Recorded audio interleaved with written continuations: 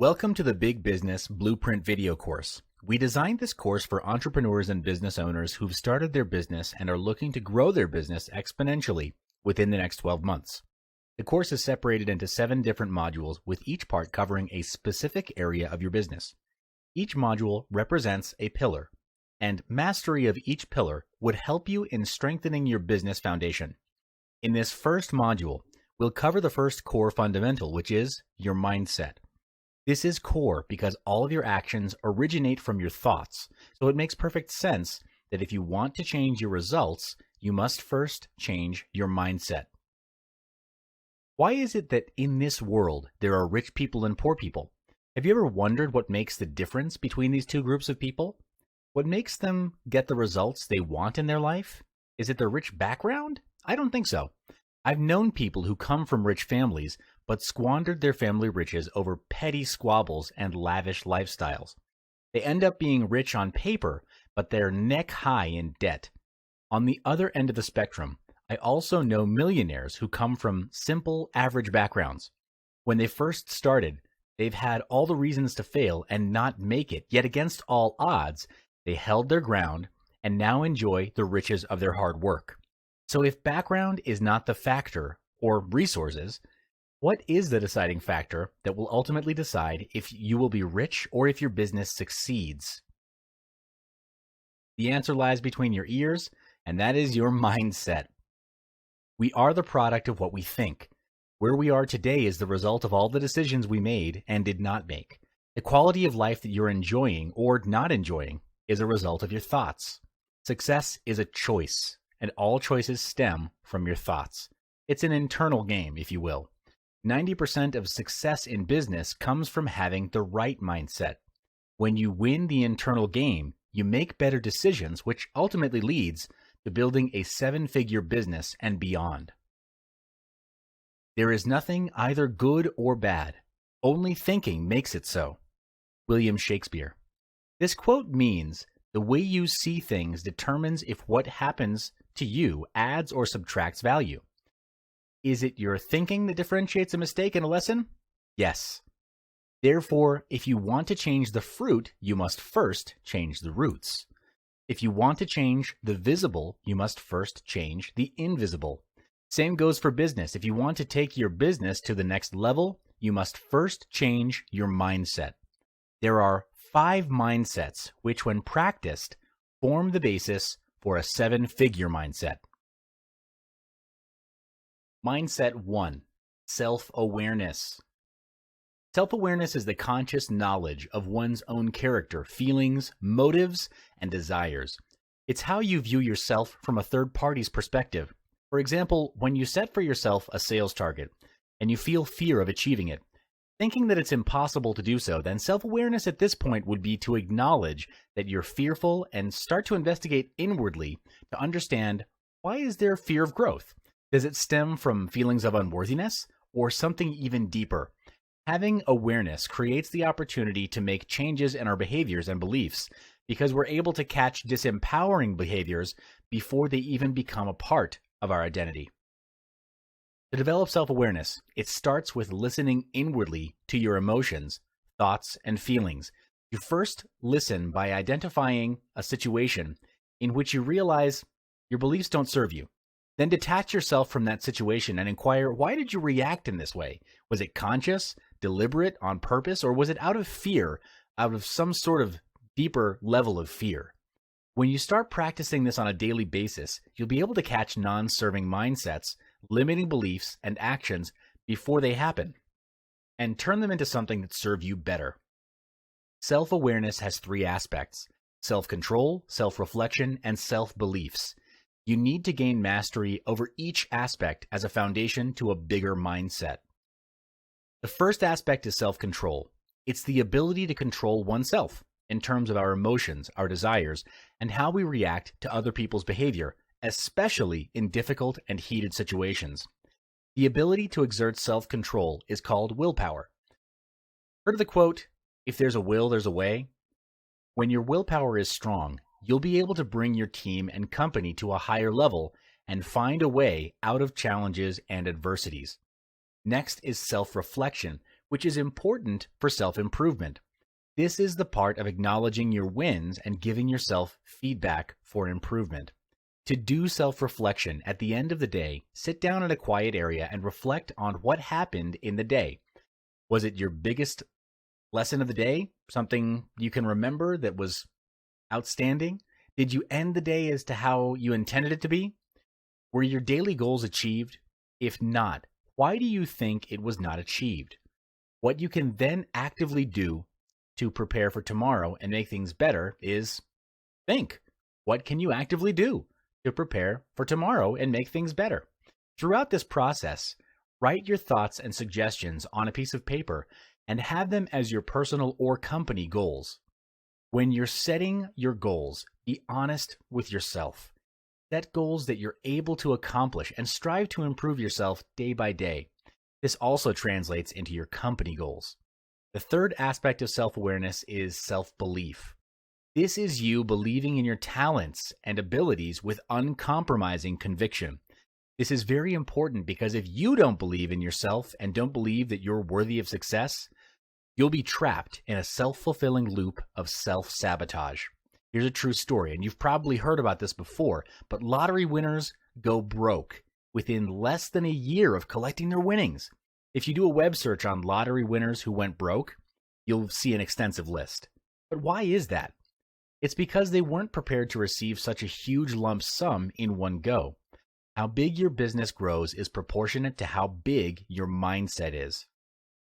In order for your mindset to grow big, you must first discard your limiting beliefs. Take a look at your current belief system and ask if these beliefs are still serving you, or are they limiting your potential to be better? Discard any beliefs that do not serve or hold you back and install new beliefs that push you forward. Remember that you and your business will only grow as big as you do, so grow yourself and your mindset to be colossal. Mindset 2. Identify the big plan. Complementing your big mindset is having a big plan. Having a plan is crucial as it gives you clarity as to your priorities. To do this, on a piece of paper, write down everything you want to be, do, and have. Who do you want to be? What do you want to do? And what is it that you want to have? You may also list this down specifically for your business. Don't think, just write. Assume that money is not an issue, and if you write it down, it will be successful. So go all out for this. Pause this video, take 15 minutes, and do it now. Yes, now. Next, look at your full list and cross out goals that mean little to nothing to you personally. What I mean by that is if it doesn't excite you, move you, or scare you, cross it out because it would do little to nothing to challenge you to grow. At the end of it, you have a list of goals that truly mean something to you, and these goals are completed successfully. If they're completed successfully, your growth will be a quantum leap. To bring these goals into reality, set a time frame for that goal to be accomplished. Goals and dreams that are not acted upon are just wishes, or words and pictures on a piece of paper at best. For example, your business goal is to grow the business by 30% by setting up 3 more branches within 9 months' time. This is a measurable goal that has a quantifiable growth and a time frame for it to be achieved within. It's important for all of your goals to be quantifiable so you know your measurement of success. Next part is to take massive action. In the pursuit of taking action, you need to be mindful and self-aware of your actions. Are your actions effective and efficient? Are these actions taking you closer or further away from your goal? Track your daily actions in a productivity planner for greatest effect.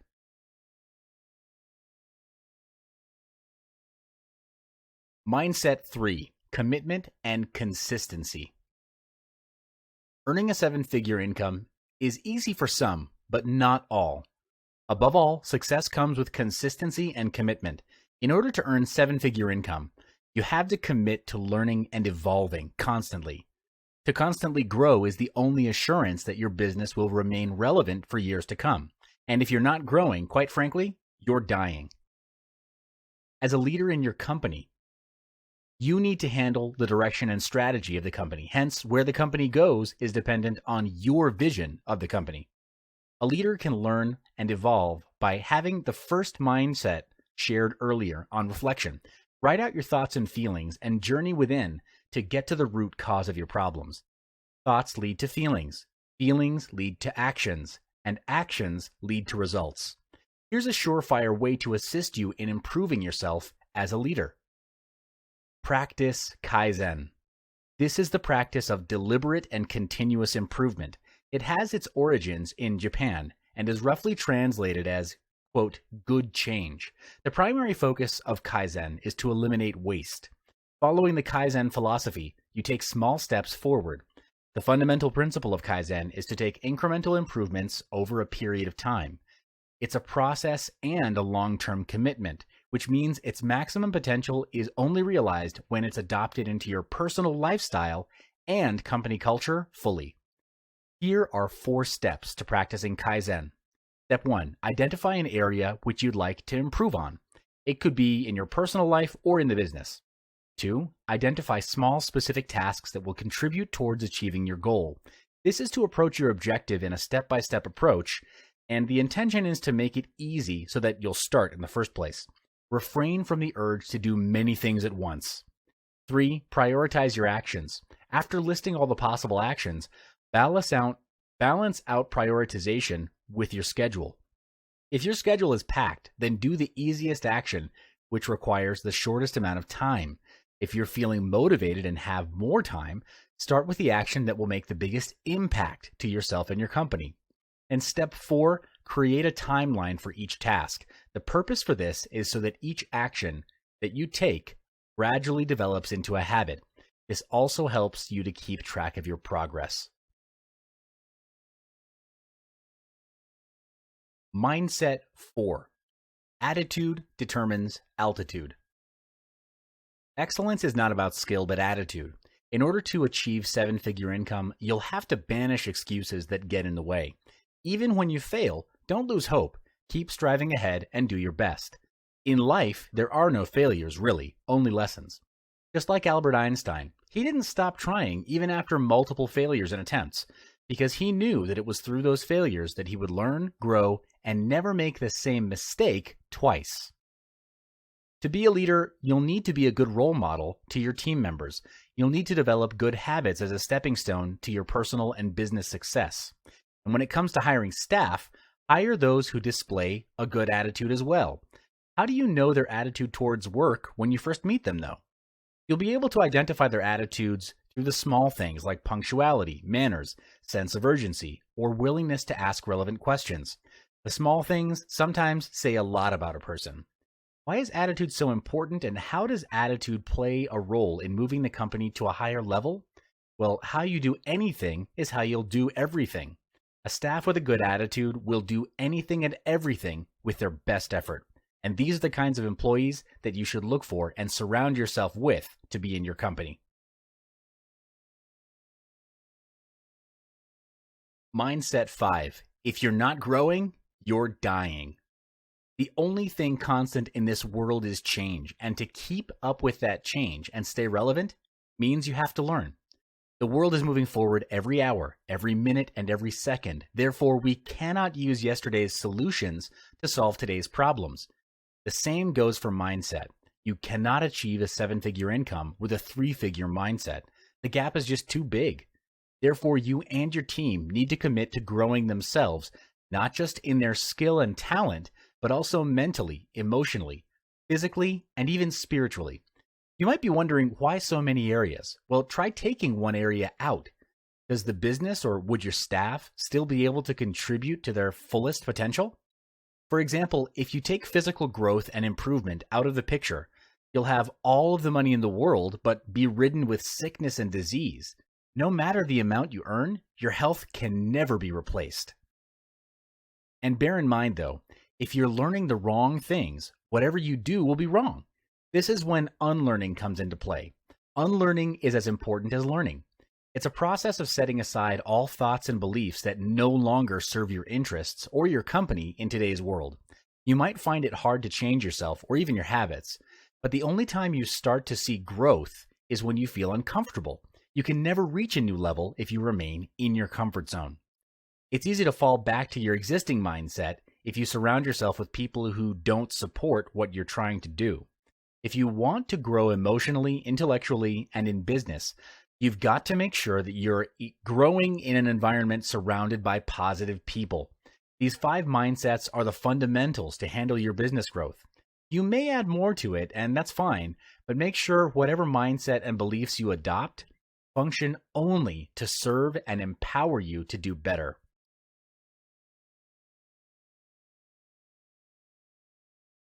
You've just started your business and sales are probably low, which means profit is low.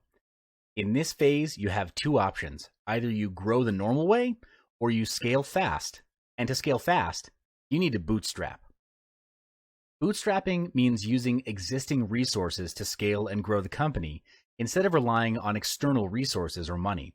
This is beneficial to the business because bootstrapping forces you to think outside of the box and, in the end, realize there was no box to begin with. It's not the lack of resources that stops business owners from moving forward or innovating. It's the lack of resourcefulness that often gets them stuck. Bootstrapping is a situation in which entrepreneurs start a company with not much capital for their business, and bootstrapping is a way to ensure that that business has a positive cash flow. Many entrepreneurs understand the meaning of bootstrapping, that it's when a business borrows less money and the interest cost is reduced too. Bootstrapping is a steady way to begin compelling revenue and to support future investments by providing the business with a safety net for long-term cost management. This will also provide professionals with the peace of mind that they need to focus on building relations with customers and other professionals. Business people don't have to issue equity, and they can concentrate on obligation on individual sources. With bootstrapping, entrepreneurs can't really experiment out of their forte. The first tactic is done is better than perfect. Too many fumble at this phase. They believe that they need to do the best, have the best, and be the best in order to launch a ground-shaking, heaven-splitting, pioneering product. But that's not required. You don't need to be great to start, but you do need to start in order to ever be great. Best is an illusion. Perfection is an even bigger illusion. From my experience, the pursuit of being the best is a fear of rejection, and too many focus on what other people will say. To get started, just get started. Get cracking. Put a time frame and have the product launch within that time frame. In business, if your product is an innovative product, you want to launch it before your competitors leverage off the first mover advantage. This advantage captures the first slice of the market pie, and when done right, it can establish either your position in the market or theirs. Which one do you want? Being perfect will kill your business and your idea because the key insight is this: version 1 is better than version none. Let's continue talking about bootstrapping. If you've just started your business and sales are low, that means profit is low. In this module, you'll learn the second tactic that many entrepreneurs are not aware of at this phase. Tactic number 2 is to use what you have to its maximum ability. This translates into being resourceful. This tactic will save you hundreds and thousands of dollars in the long run. And trust me on this when I say it's worth the effort. Before starting my own business and managing a 7-figure company, I got my business experience from working in the largest fast-moving consumer goods company in the world. The company is now worth billions of dollars and has an annual target of one key business unit in the company of over 150 million US. Yes, it's big. Yes, it's huge, and the numbers are glorious, but I saw its Achilles heel. Its massive size was becoming its bane. There were too many processes. Staff turnover was high, and innovation was low. Our numbers were high, but actually we couldn't sustain it. Targets got higher, the market got more competitive, and the stress level of the company was getting more and more toxic. At some point, everyone was clouded with internal bottlenecks and putting out fires within internal departments.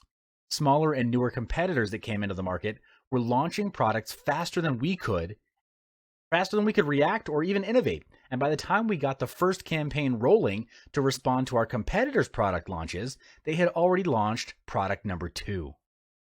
What was the difference? How could they launch at such speed?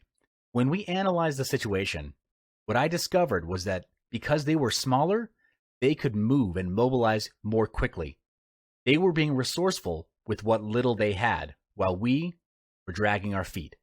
Don't make our mistake. In this module of Big Business Blueprint, you'll understand Tactic 3 as it refers to being innovative. This will help you as a business owner to constantly challenge your business.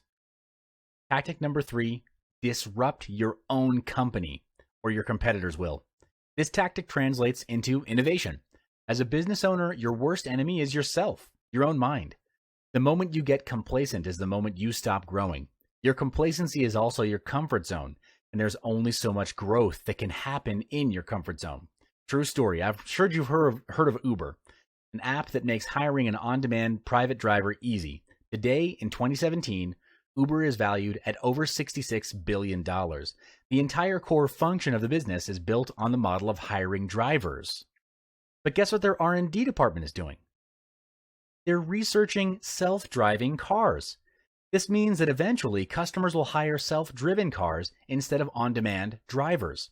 If Uber was not disrupting themselves, then Google or Tesla would do it for them. The big picture is these 3 bootstrapping tactics are designed to make you and your company grow with the most effective use of resources. Be obsessed with growth, because that's the quickest way to get to 7 figures. Everything grows, even in nature. Do you know how a lobster grows? The hard shell doesn't grow with the soft body of the lobster. So the hard shell is a fixed size. When the soft body of the lobster grows, it feels discomfort. It expands into all the space within the hard shell. It starts to get really uncomfortable until at a certain point, it knows that it needs to shed its current limiting shell. The lobster then finds a spot under a rock, exits from its hard shell, and waits under that rock for its new layer to harden and grow into its new stature and its new strength. That's how a lobster grows, but I think we can learn from it, and that's how our businesses can grow too. If opportunity doesn't knock, build a door. This quote from Milton Berle states that you need to create opportunities and form strategies that will aid in the growth of your $1 million company. One way to construct a $1 million company is to identify a pattern and scale it to the top. For example, Micah Adler, CEO of Fixu, a portable app designer, developed this company from under $1 million in revenue to over $100 million with just $17.6 million in funding and in only 3.5 years after its launch. Some startups begin without any monetization strategy, and that's rather risky if there's no long-term goal. Twitter is an example of this phenomenon, but there are countless other companies out there building up their free user bases, hoping that inspiration and consequently financial stability will eventually strike along the way. But most gainful organizations work from one of 2 conscious models. Either they pitch a ton of modest items to many individuals, or they pitch a couple of big ticket items to a more limited purchaser list. What's more important than choosing is having a defined plan for monetization. Knowing how you'll make money from the start will prevent wasted time spent hoping that something profitable will come together for you miraculously. Hitting $1 million in revenue during your first year is no small feat, and you certainly aren't going to achieve that goal with a team of underperformers. Yes, hiring slackers is cheaper and easier, but you'll pay for this convenience when your end of the year sales numbers come up short, and they definitely will, trust me. Instead, you need to hire all-stars, and the fastest way to do this is to ask around for referrals. Pay particular attention to the sales hires you make, as these key employees stand to make the biggest difference in your business's bottom line.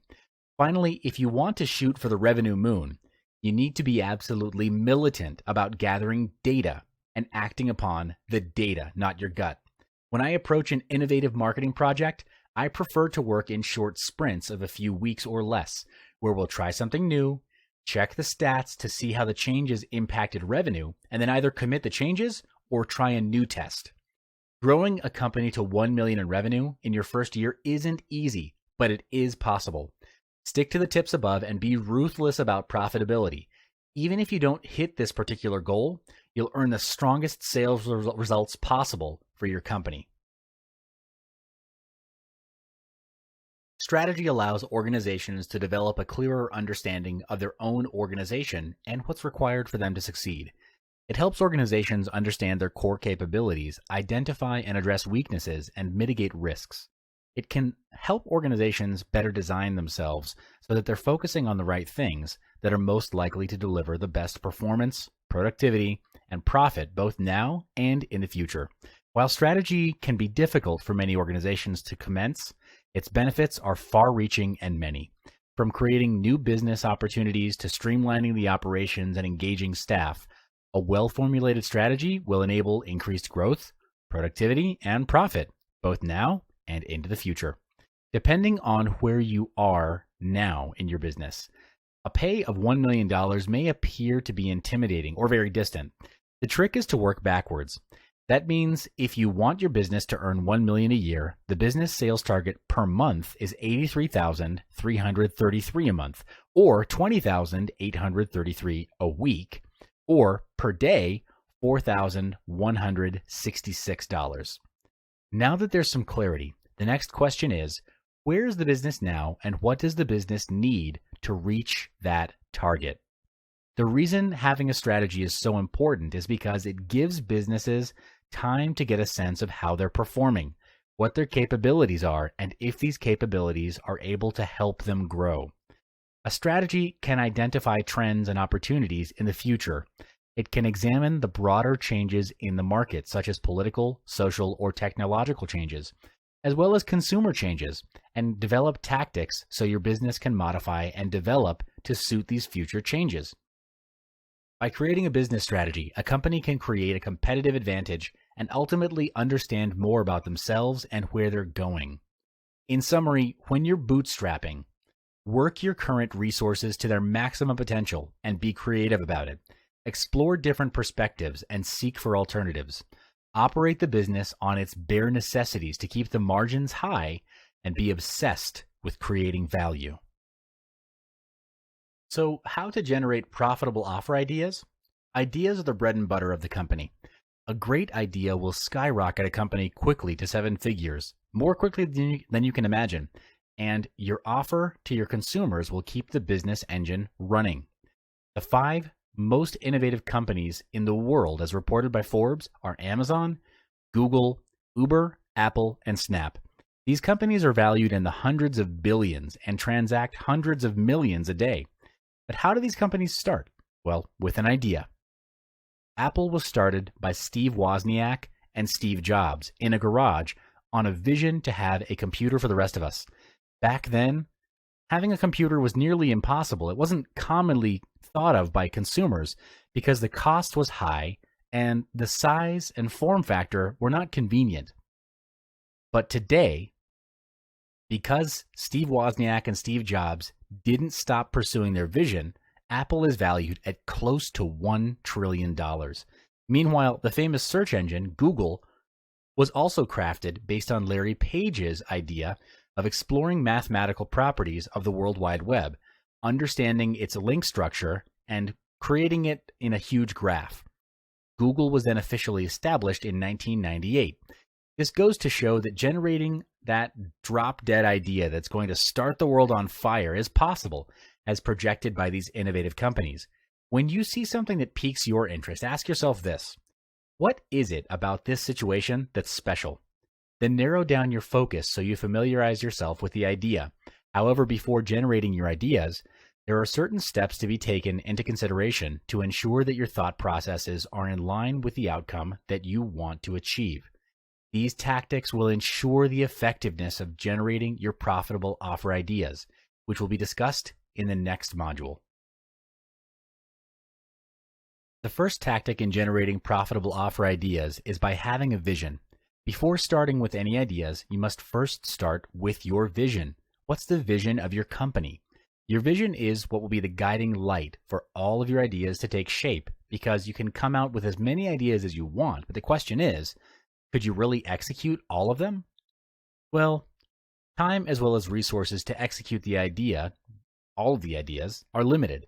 There are only 24 hours in a day and only so much of financial resource to go around that you can leverage, which means you want those ideas to be congruent and aligned to your vision for the company. You'd go bankrupt and you'd waste a lot of time in executing all of the ideas you have. Therefore, it's crucial to have a vision that you can focus on that will give you a clearer understanding on what it is that you ultimately want to achieve. To help you in generating your vision, try to ask these fundamental questions. What is your why? Why is this business important to you? Why did you start the company in the first place? Why this and not something else? These are all important questions which will give direction to evaluate which idea is most suited to your company. Take a moment, pause the video, and answer these questions.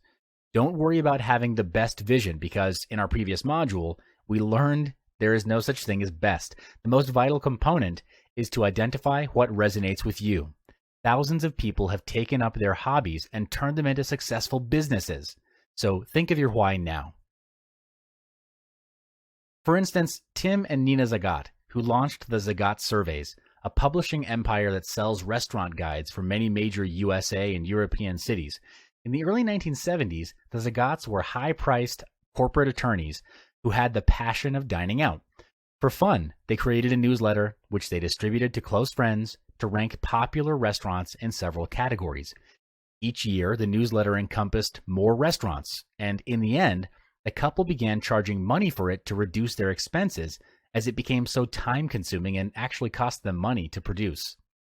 Identifying your interest and what resonates with you is important because when you or the company is faced with a tough situation, your passion and commitment to that vision will push or pull you through. So pause this video, take 20 minutes, and answer those questions. Welcome back. Did you get your vision nailed down? It's okay if it's version 1 because version 1, again, is better than version none. In this module, we'll be looking at your target audience in order to give more focus in generating your ideas. With your vision, the next question is whom are you serving? This would be your target audience. If you don't know who you're serving, then you'll be serving everyone who ultimately makes your company confused, and the allocation of your resources will not be effective or efficient. It only projects lack of focus. You need to know who are they? Why them? What are their needs and wants? What problems are they facing? This is important because one of the ways you add value is, in most cases, solving problems. How well you solve your customers' problems is in direct relation to how much your target audience will pay. For example, if you're planning to operate a restaurant, focus on the theme of the restaurant. What type of food will you want to serve? And also the price range. This will set your standards as well as setting your niche, and inevitably pull the supposed audience in your favor. When you've gotten a clearer picture of your audience, next is to seek and establish relevance to them. How would your company products or services help to solve their problems? Write down as many ways as you can think of. Those ways are now your prototype of your company products and services. Your next task is to then test it out and seek for proof of concept. You do this by selecting the one product that would solve the biggest problem of your audience. Put it out into the market by doing research and asking your audience if they would buy it and actually start selling it. Collect the money, and then you create the product. Yes, sell first, collect the money, and then create the product. Now, if you're thinking that that's tricking your customers, well, it isn't. There have been too many companies that create the product first and only then find the target market to sell to, which, I mean, to me, it's insane. These companies would pump thousands of dollars into product research and development only to find out that it's not even what their customers want in the first place. So avoid wasting your resources and time and prove the concept with money, their money. This method is called failing forward fast. The process is this. You want to get an idea quickly that solves the biggest problem of your target audience. Ask if they would buy it, sell it to them, get the money, and with that money, you go to a manufacturer and make the product. Now, of course, You would have settled all the gaps required in between, like actually having a manufacturer on standby, a prototype product, a sales offer, discount for early buyers, and a registered company so that you're legal. If you don't have any of these, then yes, you are involved in a scam, and you should rethink your strategy. The reason for failing forward fast is so you can get the key insights to come out with a version 2 of the product. You also need to sell and collect the money up front, because sometimes what your audience says they'll pay and what they actually pay is different. The moment of truth is when they reach into their pockets and actually hand you the money. That's when you know you've found an initial product worth investing your R&D dollars into. The following tactic to generate profitable offer ideas is to do a brainstorming session on product ideas. Ideally, your brainstorm should be with max 5 people, because too many people dilutes the quality of the brainstorm session. Imagine 30 people in a room doing a brainstorm. Not impossible, but it would definitely be less effective. As you're brainstorming, put the ideas and suggestions into a mind map. This makes it easier for you to refer back to the ideas after the brainstorm. There are 5 simple steps to do an effective brainstorm. The first step is to set the context. This means that the tone and intention of the brainstorm is clarified up front. There's no right or wrong answer, and the focus on the brainstorming session is just to generate ideas. The last thing you want happening is for your people to withhold their ideas for fear of being rejected or ridiculed. Therefore, it's the responsibility of the meeting lead to set the climate for ideas to flow. You may also want to put on some brain music, generally classical songs, to get the creative juices flowing. Steps 2 and 3 are to start the brainstorm and get the ideas flowing. The idea is to turn it into a game, where the game is to imagine that there is a balloon that's being thrown around in the room. Every time someone speaks, the balloon bounces from one person to another, and it keeps afloat every time there is silence. The balloon floats closer to the ground. The moment silence passes too long, the balloon pops, and the process starts again. This makes the session fun and engaging. Step 4 is, when the session is done, ideally after 20 to 30 minutes, evaluate the ideas. Discuss and decide with the team on what is the biggest problem faced by the target audience and which idea solves their problem. After a decision is made, you move on to step 5, where you write out action points. This then moves into the execution phase. Here, you list down all the required actions to bring the idea to life and assign these action points to your team. All action points must have a person in charge, otherwise there'll be a gap in your execution. The previous tactics in generating profitable ideas was designed to create new products. In this module, we'll discuss a way to shorten the idea creation time, and that is to reinvent the wheel. Yes, you must have heard the saying to not reinvent the wheel, which translates into don't be a pioneer and just take something that's already there. Well, that's true. However, when it comes to ideas, you would want to reinvent it. It's not about who did it first, but it's about who does it best. Our society is made to believe that everything is already set and there's no room for innovation. The truth, however, is without entrepreneurs coming in with new ideas or bettering previous processes, the world would be dull and boring. So always remember, it's not who did it first, but who does it best. And if you're fortunate enough to become your own business leader, you'll get an idea of where you need to reinvent yourself so competitors don't catch up on you. Remember to take the leap. Sometimes you just have to jump and take the risk to see if your ideas are worthy in competing in the current market. You'll never know unless you try. For instance, Mark Zuckerberg, the founder of Facebook, started off his days as a student in Harvard University, where his idea eventually gained popularity and then traversed the universe. It's very easy to lose focus when you feel you have odds stacked against you, and competition will always be there, so might as well just do it. We'll have more in-depth discussion regarding this tactic in the next module, so I'll see you there. So this is the second part of how to generate profitable offer ideas tactics, reinventing the wheel specifically. Reinventing in this context means taking an existing idea, stripping it down to its bare components, and then finding its key lever points. and making it even better, even faster, and easier. The intention is to question the current ways of solving problems and getting things done. Just because it's always been done this way doesn't mean that this way is the best way. For example, the house rental market has been rather straightforward. You rent a house by entering into a contract with a landlord that decides the duration of rent and cost of rent with other terms and conditions. This has been going on for ages. Then you strip down all the components of this practice, which in this case is the landlord, tenant, rental, terms and conditions, contract, and home. You'll have the individual pieces that you then need to piece it together to create a new picture. So there would be questions like, what if the tenant was the landlord? What if rental was shorter and more affordable?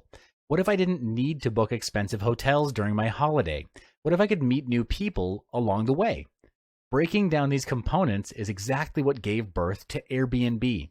If you don't know about it, Airbnb is an online marketplace where people can lease and rent short-term accommodations. This covers a wide range of vacation homes, apartments, homestays, hotels, and hostels. Today, Airbnb is valued at $31 billion. Just amazing. There are many more ways that you can use to generate ideas, but don't get caught up with finding the best way. Just pick one and get it done with. Remember that version 1 is always better than version none. Welcome back to the Big Business Blueprint. To recap, we've learned how to generate profitable ideas offered. In this module, we'll be focusing on how to raise the capital for your business. In the world of business, capital represents the fuel for your business to run efficiently. If your business needs a bigger engine, you'll be needing bigger capital. A bigger capital will drive your business towards your desired destination. In other words, your goal, your financial goal. To do this, it will include loans for working capital, purchasing machinery, hiring more staff, or even refinancing existing loans. Plus, if you're trying to restructure your company's debt, refinancing your company's debt can assist you by freeing up some cash in your business for working capital and expansion. Additionally, the growth of your company's financial standards can assist you in securing new opportunities. It's not impossible to raise the needed capital for your business within a short period. My business managed to raise $125,000 in just 4 days.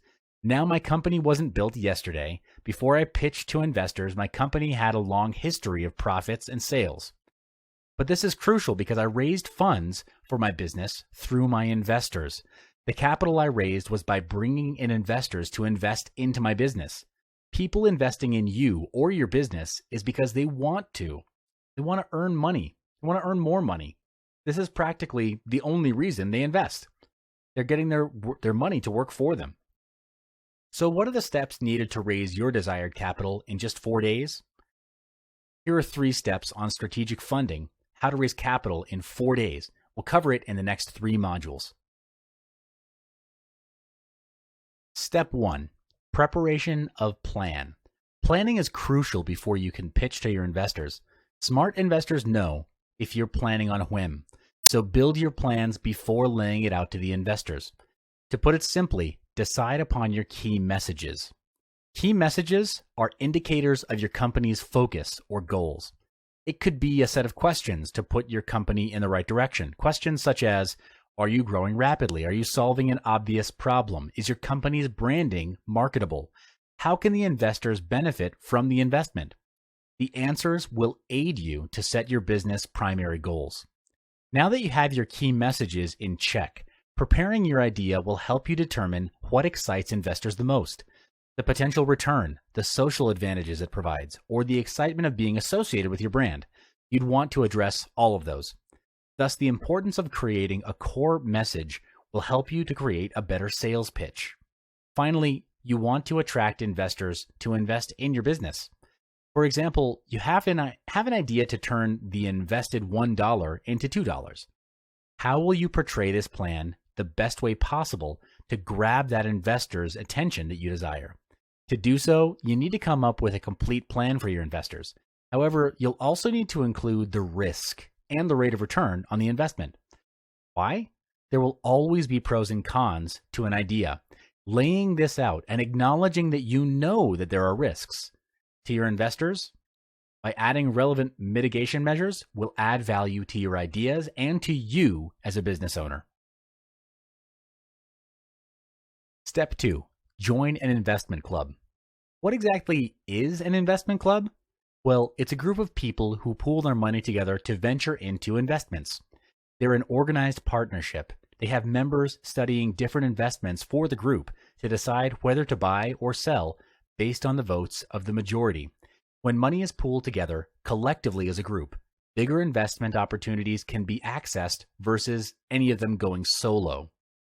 So after coming up with your business plan, join an investment club. While doing so, you could search for a mentor to guide you on how most investments work. In the investment club, you'll get the chance to talk about your business. This is when you'll need to dictate how your ideas or your business is profitable, whilst making them interested to invest. Ask yourself, do you want to use your money or other people's money to invest? The smart way, obviously, is to leverage other people's money. Your money alone will only have so much for your business to run, but with OPM or other people's money, with a group of investors, the sky will be your limit. Unity is the strength of your business capital. Inevitably, before you start selling your ideas to the investors, your role and opportunity in the club is to give talks and brief the investors about your ideas and your business. These are the people you want to approach and share your ideas with. Why? It's simply because they have the means to provide you your capital. So introduce yourself. Talk about the history of your business. This will build the trust between you and your investors. Remember, no one will invest if they don't trust in you or your business's credibility. Step 3, execution of plan. After you start getting the investors to invest in your business, it's time for you to execute them together. So you have your plan, you've joined an investment club, and now it's time for you to sell your ideas to your fellow investors. However, it's imperative for you and your investors to be on the same page. Your investors will need to evaluate your ideas together to reach for your business's desired goal. It's advised that you start your plan as soon as you acquire the fund, regardless of the amount. When your business is making profit, people will naturally be more willing to invest in you. Always remember that profit is the key. It's better than revenue, a profit margin. Profit is everything. This explains why your investors will only be interested in your business's profit, not your revenue. While executing your plan, keep a journal or a report about the execution and the outcome of your plan. This will aid as a reference for any future investment plan. Keep a record of the profit made as proof. A successful story will boost your credibility and status. In the future, this will increase the confidence of other investors to invest in your business. And finally, it's time to repay your investors. At the end of the day, you should begin repaying your investors once profit has been made. This is to reduce the negative impact felt by your investors after investing into your business.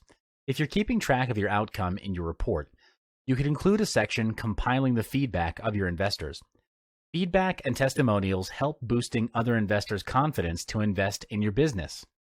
It's imperative to repay your investors over the money what they have provided you. Ask yourself, what do you think would happen if you fail to reach the standards you've set up with your investors? What would happen if you do reach it and delayed their share of the profit? How will that reflect on your business opportunities in the future? It's simply because no one would want to do business with an incompatible figure. Your reputation is at stake. Surely, you want to retain the connections you gained with your investors. They're the ones that will help you in your future business planning. In the next video, we'll be discussing how to scale and quadruple your income by using the capital you raised in this phase. Welcome back. In this video, we'll be focusing on how to scale and manage your business. You'll also be looking at how to gain exceptional levels of income in the long run continuously.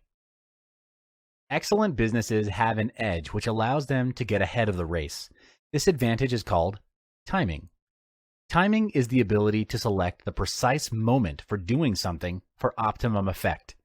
In this case, timing is the ability to gauge how much time you or your team need to get certain things done. You'll come to a stage where your schedule has reached its maximum capacity and you'll need to balance your time between looking for new business versus having quality time with the people who matter to you.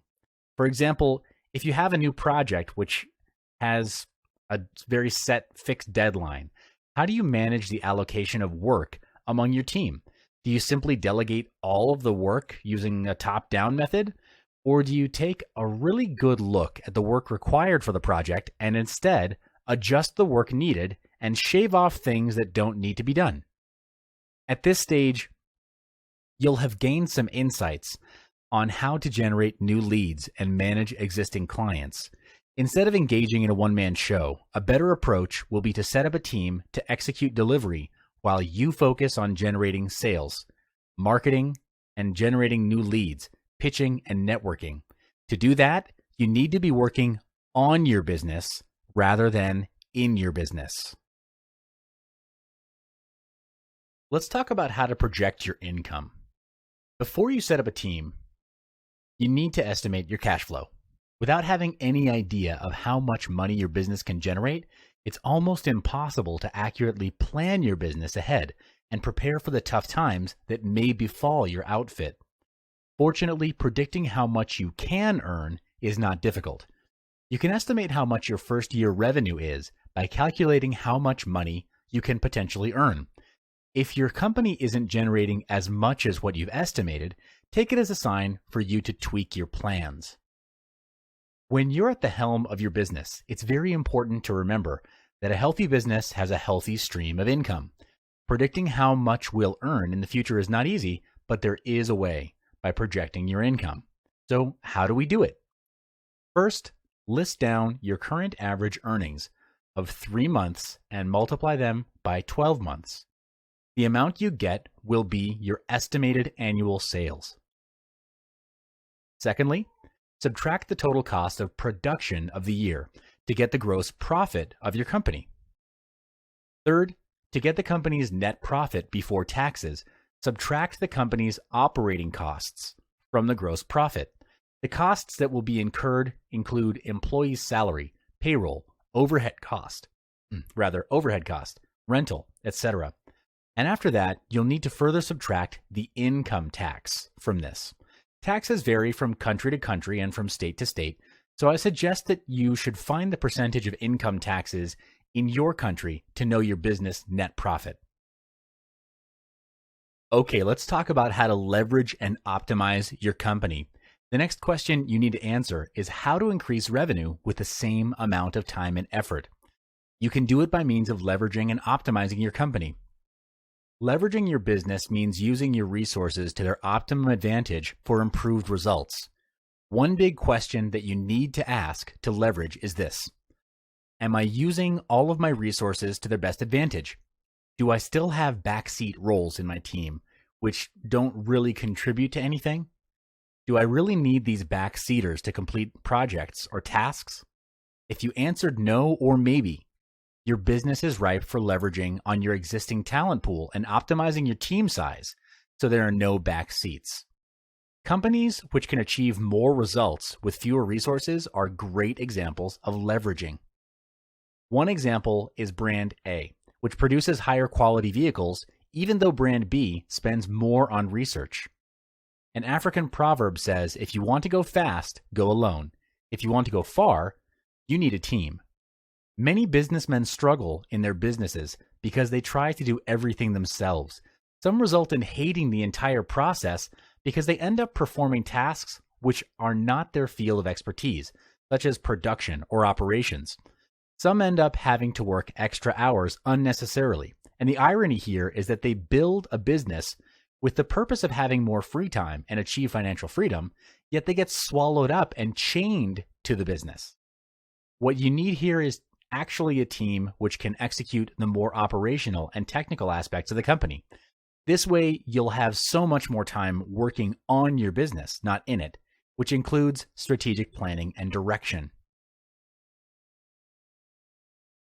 The SaaS strategy. As mentioned before, One of the perks of having a strong business is that you'll have more free time to focus on the management and directional aspects of your business. For this to happen, you'll have to start considering hiring a talented team of people to take care of the operational, daily, and day-to-day tasks. One of the best strategies you can deploy is the SAS: simplify, automate, and systematize. Simplify. Keep things simple, organized, and straight to the point. Automate. Where tasks can be automated, automate them. Systematize.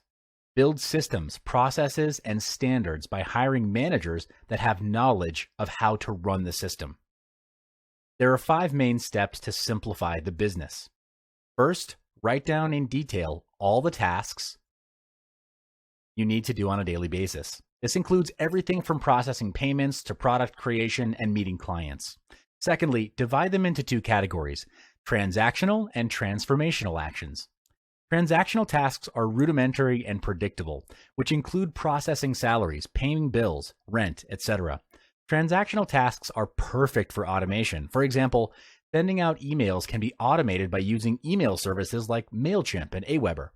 You just need some time to write all the emails, upload them onto the mail service, and set the time to send them. Transformational tasks, on the other hand, bring significant and positive impact to the business. They are the must-haves in the company. For example, business development, staff training, personal development, sales and marketing activities. These are more difficult to automate since different businesses will have very different needs. This also applies to the team behind it. The reason tasks are divided into these categories is so that we have clarity on what to prioritize and what to focus on, what positions to hire, the required job scope of those positions, and the salary that would match that job scope. Thirdly, analyze the list and eliminate redundant tasks, double entry tasks, and simplify the complex ones. To do this, you need to be disciplined and ruthless. The aim is to be efficient and fast. Find a way to automate tasks such as assembly lines or filing. Doing this opens up more time and energy for yourself and for your team to focus on more important tasks. Fourthly, lump the transactional tasks together. Outsource or hire an administrative staffer to take care of it so that you can focus on the transformational tasks. Lastly, hire and retain staff that can perform transformational tasks. The right kind of people can become an asset to your business, so don't be afraid to cut those who are not an asset to the business and not a good fit for the company. Retain the ones who work well together in the team. Again, make sure you minimize backseat roles as much as possible. Getting the right team. In the previous chapters, we've discussed about hiring a team to better handle the tasks that are needed to ensure your business thrives. The right team delivers the best results and will ensure the continuity of your business. But first, what is an ideal team size for your business? It's recommended to start with around 5 to 7 people. A small initial team size is very important so that you can maintain team dynamics at the highest level. Dynamics require a solid context. So unless a solid context is set at the beginning, a team that is too small will only operate on orders and become very transactional and operational. You need to be there physically most of the time to manage such a team, and opinions that matter really won't be voiced by your small team. You don't want that to happen because you want your team to speak their thoughts, debate, and challenge you in healthy ways. It's only through that process that you'll be able to spot and cover gaps in the business and ultimately do better. A yes person who says yes to everything, well, that kind of person is definitely a no-no on a team that's going to grow. Keep a healthy balance between operational staff, creative staff, and managers or supervisors in the team you hire. A good setup would be 2 managers or supervisors to every 3 staff. This is to keep the system running smoothly and maintain an optimal standards level. And again, keep in mind that you need to minimize the backseat roles in your business. So your staffers, they're not passive, but they're not managers either. Be clear on who you want and what positions you want to fill. You may do this from the list of tasks that you did earlier on. This will allow you more free time to start thinking on a higher level and work on your business, not in it. So, do you want to hire a full-time staff, or do you want to only pick up contractual staff that only serve for certain projects? The answer really depends on you, whether you want a full-time or contractual staff. Each has its own strengths and weaknesses, of course. A full-time staff has the highest chance of developing company loyalty and a sense of ownership to both their roles and the business, and the result is a committed workforce. But a part-time or contractual team can be an excellent staffing option too for small or young businesses due to the potential for flexibility and the relatively low cost. Such workers necessarily work fewer hours, and so they'll cost less in wages. You could even outsource certain rudimentary tasks to keep costs low. In terms of hiring, it's recommended to go with long-term contracts. You may also want to consider having a profit-sharing scheme where the team can leverage off the business's success. This promotes empowerment, very strong staff loyalty, and lower staff turnover. This means less training time while saving you more time during the period of hiring and interviewing. Improving leadership, culture. If you happen to always end up with a poor performing team, let me tell you why. And it's a hard truth. The problem lies not with your employees, but with your lack of leadership skills. Sometimes your team can be excellent in performing their tasks, but there may be some aspects that you haven't really addressed or that have been overlooked that the performance does not reflect in the result. If you're facing this problem, there are 3 key points in managing and building an A team. The first one is creating culture. Culture is important as it sets the context and tone of the company. It governs mindsets, attitudes, and behaviors, which ultimately influence your sales and profits. If the company runs on a low energy level and your employees rarely converse with one another, what do you think the result would be? Well, definitely the result of the work becomes mediocre over time. To cultivate a high-performance work culture, you need to set rules, often referred to as a code of honor. You can do this by gathering the team and listing down the desired attributes, attitudes, behaviors, and results that would require the team to practice excellence and achieve your company's goals.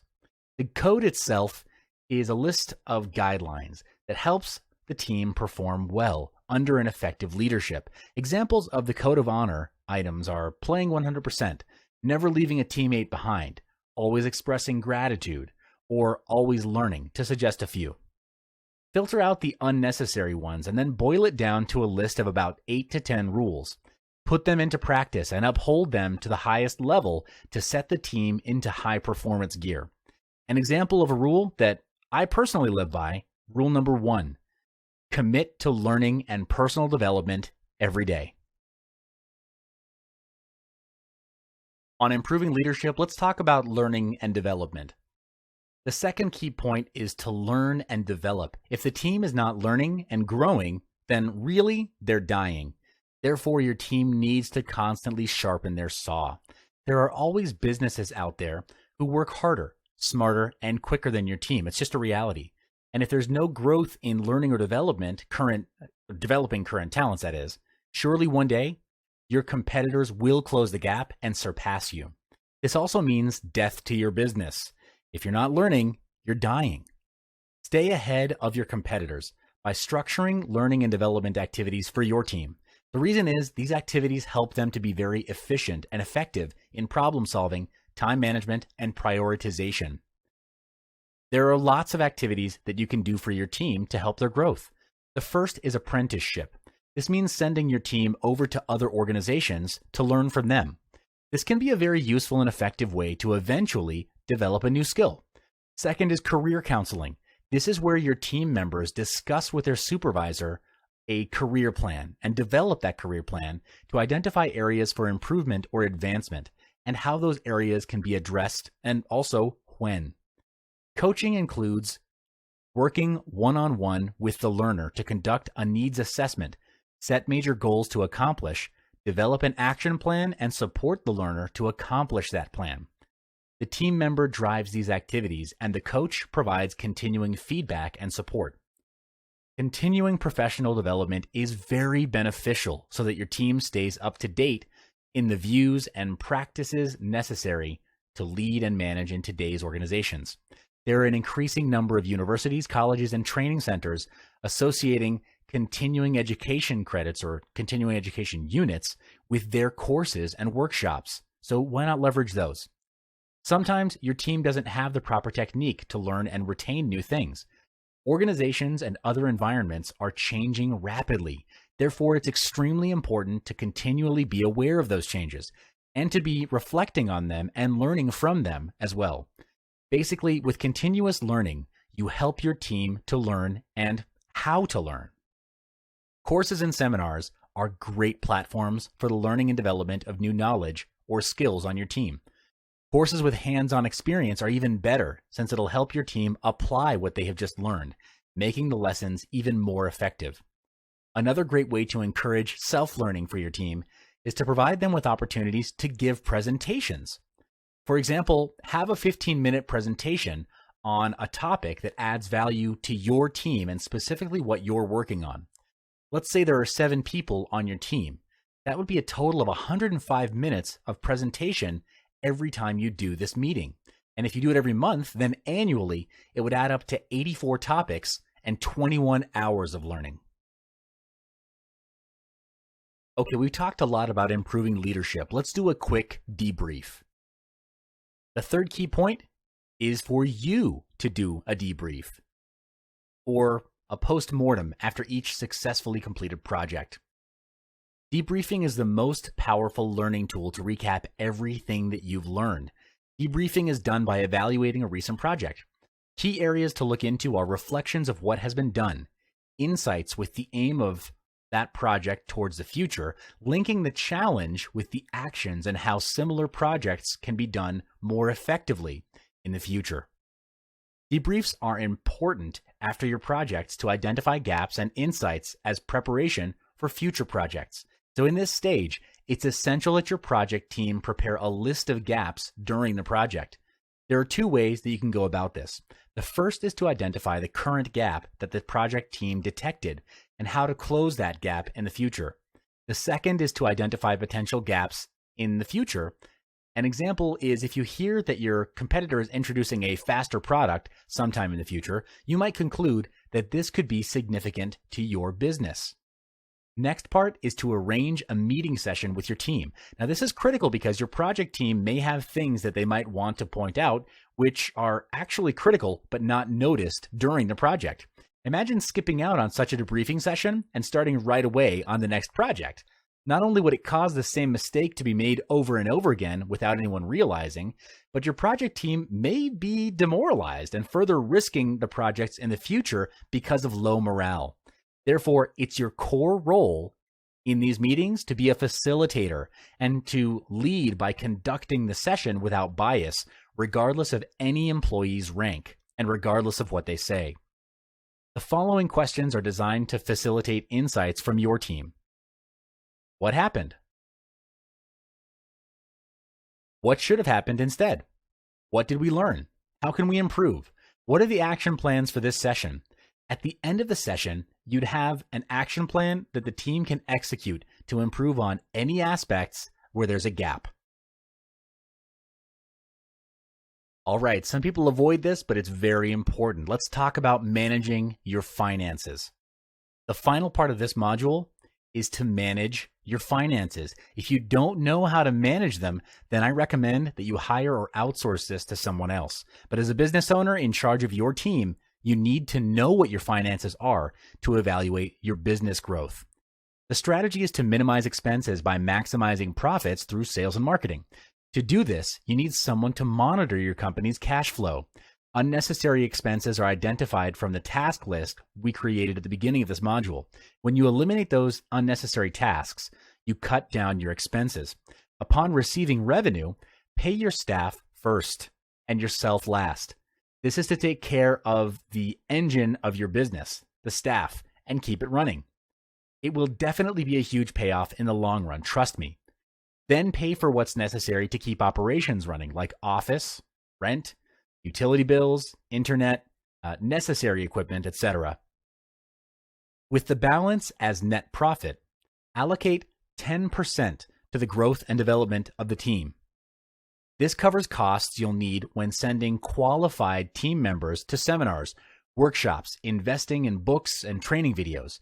Do this strategically with a specific outcome in mind. Don't spend willy-nilly. Allocate another 5% to spend on R&R. The team simply can't be running 24/7, especially when it comes to creative work. The mind needs to rest and unwind, and funds are needed to accomplish that. There are business owners and team leaders who don't allocate any playtime for the team to recharge, and that always results in burnout and boredom. Without naming names, I can tell you that there are Fortune 500 companies that deal with internet commerce, and go ahead and Google the names of the top companies in the industry. You'll see examples of this. But when fund allocation is done in percentage versus value, the team is empowered, feels the sense of ownership for their work, and can contribute more actively in the company. All that needs to be done now is to increase productivity and marketing of the company. More revenue equals more profit.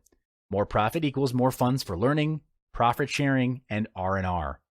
When your business growth expands, hire a sales and marketing team to bring in sales for the company. Do high tickets to attract more profitable business projects instead of small projects with less profit. An example of a high ticket would be a 3 to 4 day coaching program to help your clients expand their businesses using your sales and marketing knowledge. Allocate 10% of your net profit into researching new business opportunities in the market, studying about the future market trend, and expanding your current business. And allocate another 20% into building a new company using the same kind of strategies and tactics. Doing this will potentially double, triple, or even quadruple your income. I know it sounds incredible, but it's true. In summary, these tactics have worked for me and have allowed me to build a 7-figure business. These tactics and moves are from my experience. Your goal is to replicate this success by copying and pasting it into your business. You don't have to think. Again, don't reinvent the wheel. Just copy my business. The quickest way to achieve success is to model off of someone who's already there. Welcome back to another video. In this module, we'll be focusing on how to sell your business with a higher price and with less risk to the buyer. To sell your business, convince the buyer that you have a team that can run the business well after the transaction. The idea for people to buy a business is that they can ease into that business without any tinkering or working in the business. You'll also need to prove that your management team is locked into staying with your company after the acquisition. Next, you need to calculate your company valuation. There are several ways to do that, and in this video, we'll really only cover two. The first is enterprise value, or EV, over earnings before interest, taxes, depreciation, and amortization, or EBITDA. The second way is P over E, or price to earnings ratio. Both of these formulas are under business valuation multiplier. The EV over EBITDA formula is broken down to, again, enterprise value over its earnings before interest, taxes, depreciation, and amortization, while P&E, or P over E, stands for price to earnings ratio. We'll talk more about it in the next module. I'll see you there. So how do you sell your business for a 4x to 12x multiplier? And what's a multiple anyway? A multiple measures some aspects of a company's financial well-being, determined by dividing one metric by another metric. The metric in the numerator is typically larger than the one in the denominator. A multiple works in a way that it is a measurement of risk. The inverse or reciprocal of a multiple shows the current return on an investment. So the higher the multiple, the less risk a buyer perceives in the transaction, and the more likely they'll pay more for the investment. For example, the inverse of a 4x multiple is 25%. For a buyer to require a 25% return on an investment, the business may not be growing or is in a tougher, more capital-intensive industry. Either way, a general interpretation is that this investment is pretty risky. In comparison, the inverse of a 12x multiplier is, get this, 0.08%, meaning that the buyer would be willing to pay 7 times only if the investment is much less risky. Okay, how to evaluate your business. A multiple is calculated as multiple equals performance metric A over performance metric B. A multiple can be used to show how much your business is worth in the market and how much you'll be able to make by selling your business away. For example, using the P over E ratio, if you plan to sell your company at 12x multiplier, how much will the price be? Or how much should your company be earning before you sell it away? The price of the company can be estimated by multiplying the annual earnings of the company by the multiplier of 12. Simple maths, but this formula can only be used as a rough estimation of how much your business is worth. However, a more precise way of doing it will be using the EV over EBIT DA formula. It's used to measure the cash flow available to the firm or business. EV to earnings before interest and taxes, also referred to as EV over EBIT, is used for less capital-intensive companies with a smaller depreciation and amortization expense. All multiples act as a single number that analysts can multiply by some financial metric to determine the relative value or worth. With the EV over EBIT DA formula, you'll be able to make comparison between you and your competitors who are doing similar types of business. After the business valuation, chances are your business is not worth as much as you expected it to be, or your business does not have a healthy earning history. So in the long run, the company might not be able to earn more than what you're already earning now. Increasing your company's worth before selling. How can you solve this alarming problem? Will you still be able to sell your business? Here's how you can turn the whole situation around by following these 7 steps. Step 1. A goal is a dream with a deadline. Set a target value on how much you want to sell your business for, and with a realistic time frame. For instance, if $5 million is a 12x multiplier, this is how you should be thinking. I want to sell my business for $5 million in 2 years' time. Find out how much your company needs to make annually to achieve your goal of selling your business away for $5 million. How can you achieve it? By driving in more sales, delivering more value, and having a higher profit margin. Step 2, bring in more sales. Create recurring revenue. Why isn't your business making money? Is it because your products or services are not fulfilling customers' expectation? Or could it be lack of sales? If it is, hire a sales team and a marketing team. The sales and marketing team's aim is to bring in more revenue for the company, increasing the annual earnings of the company. Have a manager for each team to manage their progress, and each of them is to report to you on a weekly basis. They should also propose ways to bring in more potential clients and maintain existing customers.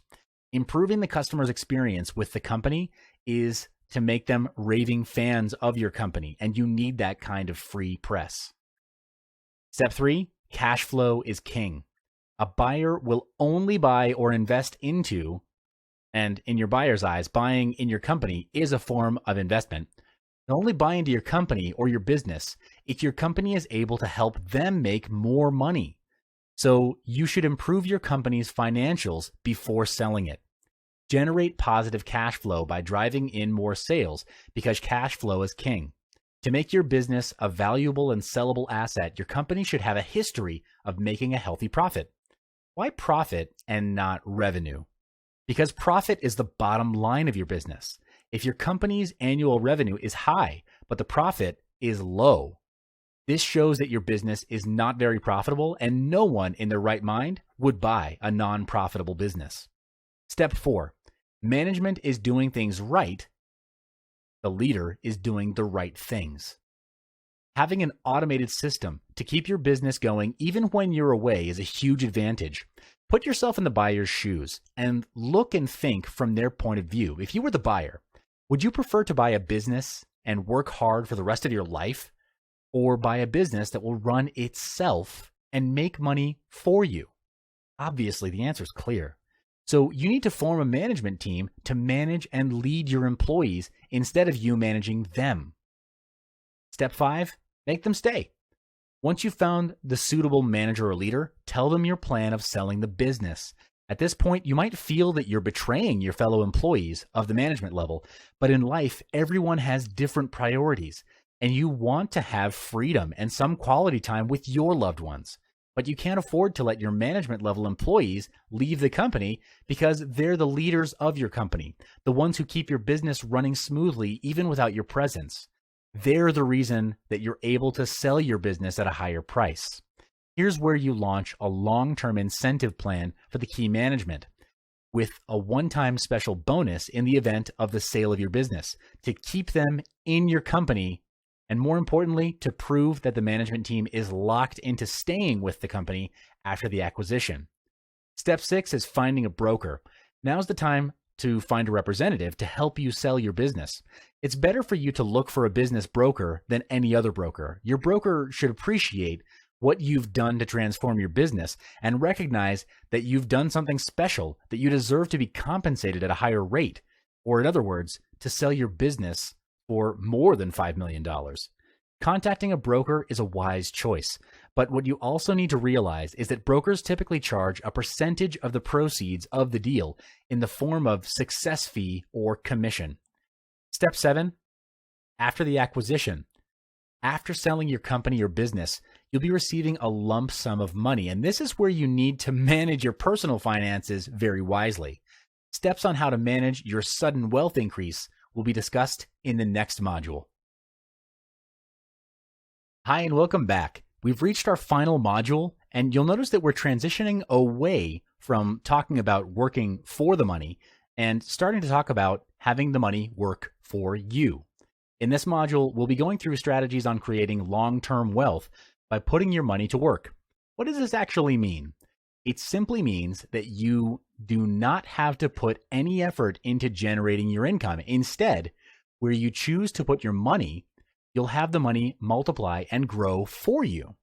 Is this even possible? Well, yes. One of the methods to do this is by investments.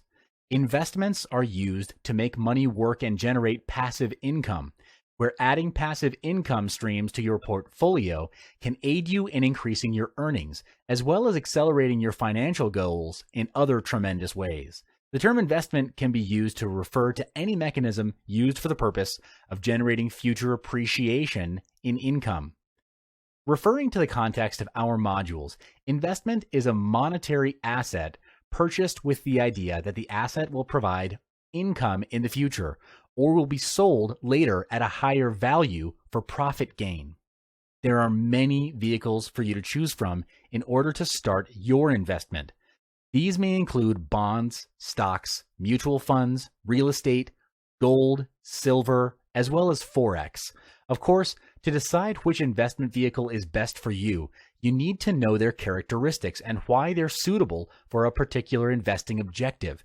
But for this particular module, we'll only be focusing on 3 investment vehicles, which are gold, silver, and property. We'll elaborate each vehicle further in the coming modules. A surefire way to gain long-term wealth is investing in gold and silver. First, let's talk about investing in silver. The investment offers a lot of different options. We'll go through a brief overview of the focal points and conveniences of purchasing the most well-known silver bullion and silver coin speculations. What makes silver? Silver, just like gold, has been used across time. Research shows that silver is used mostly as coins since early days. However, unlike gold, silver has a variety of industrial and commercial applications. This is because silver is more flexible in its characteristics than gold. It remains the best electrical conductor known to man, highly resistant to corrosion. It's among the most malleable and ductile metals, and it's a splendid thermal conductor. The rarity of metals denotes their value increment. Such is the case in silver, where silver is a byproduct of different base metals, copper, lead, and zinc. 90% of the world's silver mining industries experience bankruptcies. The world is running out of silver. There are several reasons why you should invest in silver. The value will always appreciate in the long run, where the value of silver is stable regardless of the currency that you're purchasing it with. The increment of its value, due to its demand in various fields or industries, will always be great. The space between supply and demand is getting wider, leaving little amount of silver left to sell, so there's scarcity. Consequently, as we can see, the global demand of silver is growing. For example, all of the following uses of silver are growing: medical, electronics, food processing, water treatment, building materials, and consumer products. The focus here is that all of these items are on demand. So even during an economic downturn, there will be a high level of base demand. In terms of investment, the investment demand is soaring, especially in the USA. The US Mint sold more 1-ounce silver eagles in January 2013 than in any other month since they began creating silver in 1986. Other than that, total global demand of silver in the recent years is about 880 million a year, where the worldwide mine production is only about 760 million ounces per year. This example clearly demonstrates how silver is still relevant, where the demand exceeds the supply due to its practicality. Generally, you can invest your resources into silver in 3 ways: silver bullion and coins, silver bars, and exchange trade funds, or ETFs. The easiest is to purchase silver bullion specifically. Coin and valuable metal merchants offer silver bullion both face-to-face and in digital transactions over the web. You can go to any place from 1 ounce to a 1,000-ounce bar, decently and promptly in the silver market.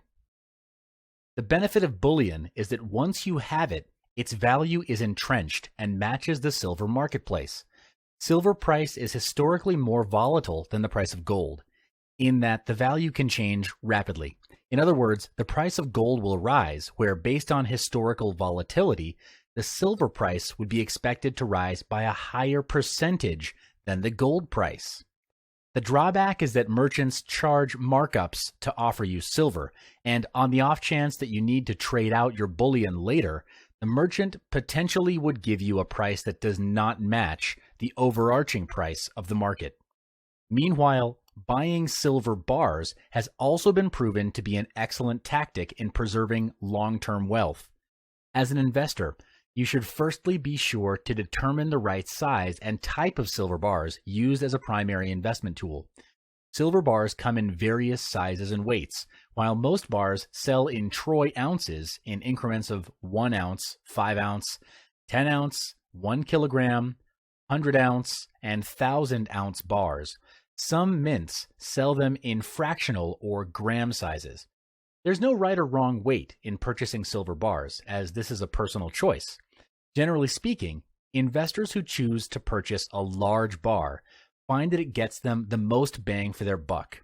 For the purchase of smaller sized silver bars, it's easier to liquidate. Now, let's look at how silver ETFs work. When you buy gold and silver physically backed by ETFs, you do not possess the physical metal, but you own a paper representation. With respect to the ETFs, for every share you buy, you own an ounce of silver. A custodian, usually by large banks, stores the actual metal. The share-to-metal correlation erodes the longer you hold the shares.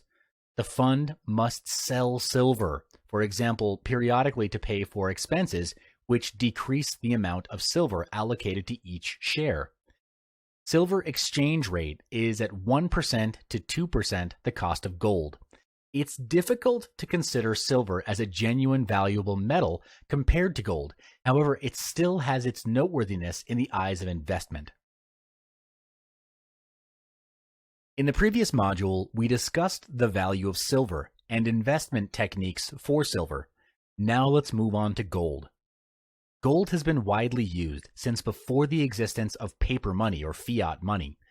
Research shows us that its usage was detected for over 3,000 years, but how can it retain its appreciated value?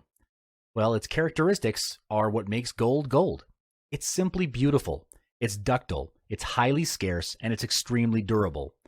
Therefore, unlike paper currency, coins, or other assets, gold has maintained its value through time. People perceive gold as a way to preserve their wealth from one generation to the next. So why should you invest in gold? First off, the weakness of the US dollar. Although the US dollar is one of the world's most reserved world currencies, when the currency's value dropped against other currencies, both in 98 and in 2008, this resulted in more investments in gold, which raised the price. The price of gold nearly tripled during the years of currency downturn, reaching around $1,000 per ounce. Meanwhile, from 2008 to 2012, the price of gold escalated to almost $1,800 or $1,900 per ounce. So there's an increase in demand as well. In previous years, increased wealth of emerging markets boosted the demand of gold. In some countries, gold plays a significant part in culture. For example, in India, where the wedding season in October is traditionally the time of year where there will be the highest demand for gold. Meanwhile, in China, gold bars are a traditional form of saving, where the demand of gold has been steadfast. Investment-wise, many individuals are beginning to see gold as a commodity, as an investment class into which funds should be allocated. Gold should be an important part of a diversified investment portfolio, as its price generally increases in response to events that cause the value of paper investments, such as stocks and bonds, to decline. Although the price of gold can be volatile in the short term, it has consistently maintained its value over the long term. Throughout the years, it has served fairly as a means to hedge inflation, as well as the erosion of major currencies, making it an investment worth considering. Now let's move on to gold investment techniques. There are several ways to invest in gold. Gold coins, which are convenient and portable. Gold bars, which are cheaper in bulk, even cheaper than the same weight of gold coin. And then exchange-traded funds, or ETFs. When you purchase gold coins or bullion, maintain a strategic stance from huge premiums.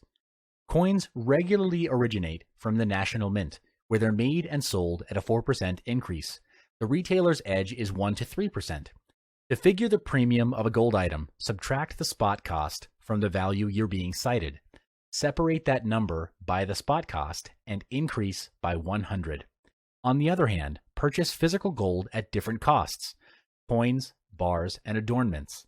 The most common gold coins are American Buffalo, American Eagle, and St. Gaudens.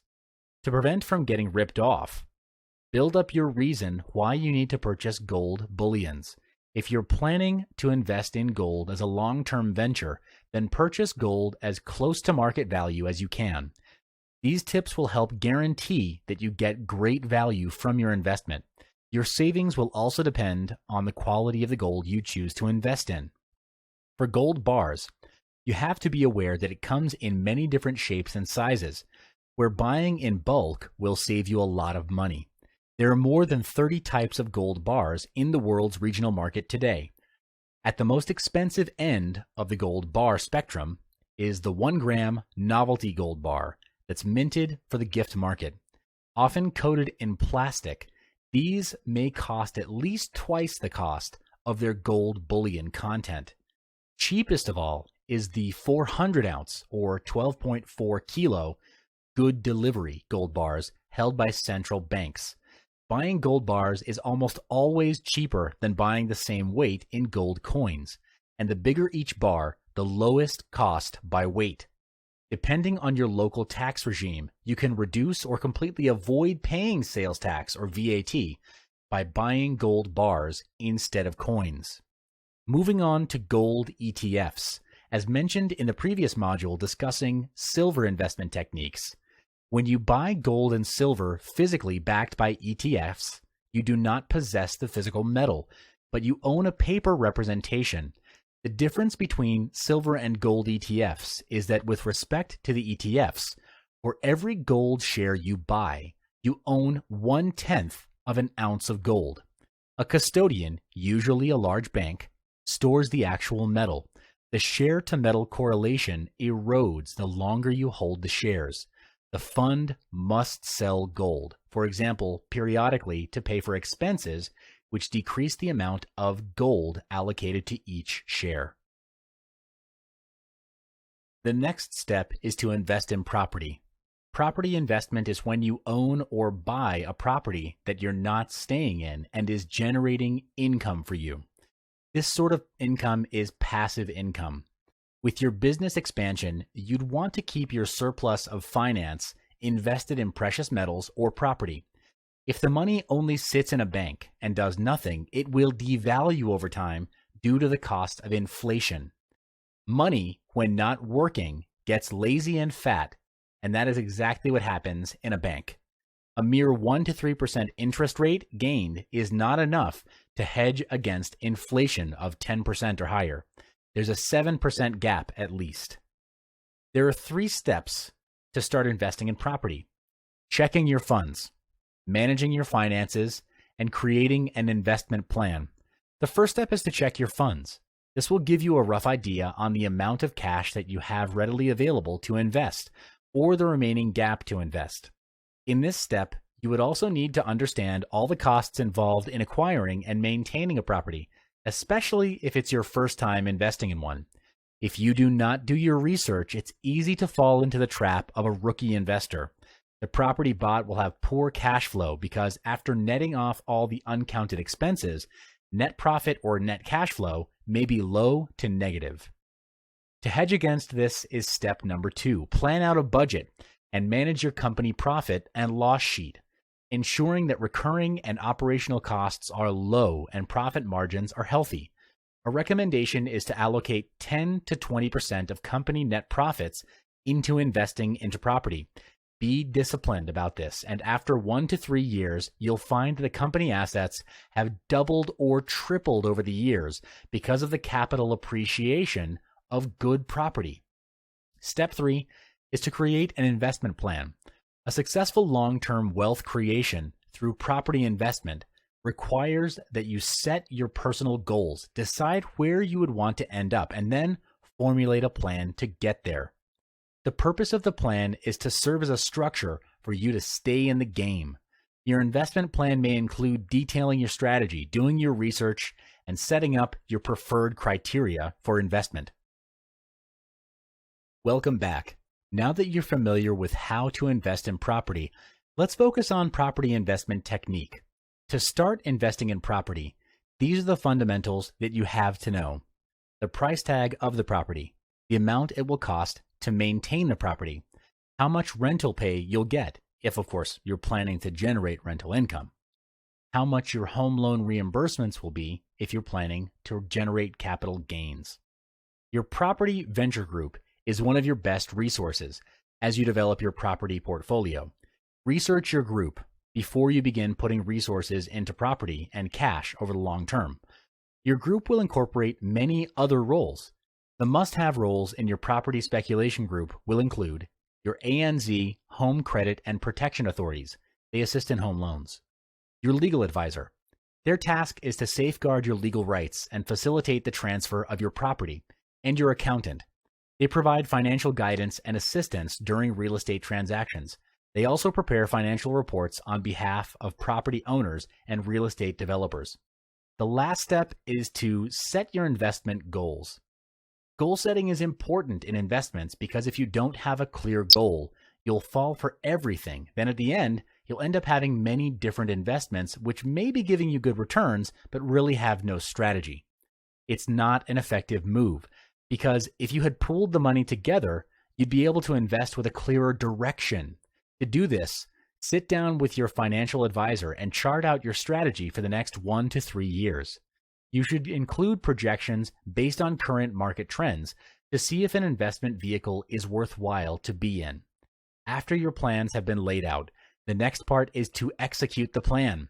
In summary, don't be afraid to invest. It would be foolish not to invest because money that's not put to good use loses its value over time, even more so when it's just sitting in the bank not doing anything.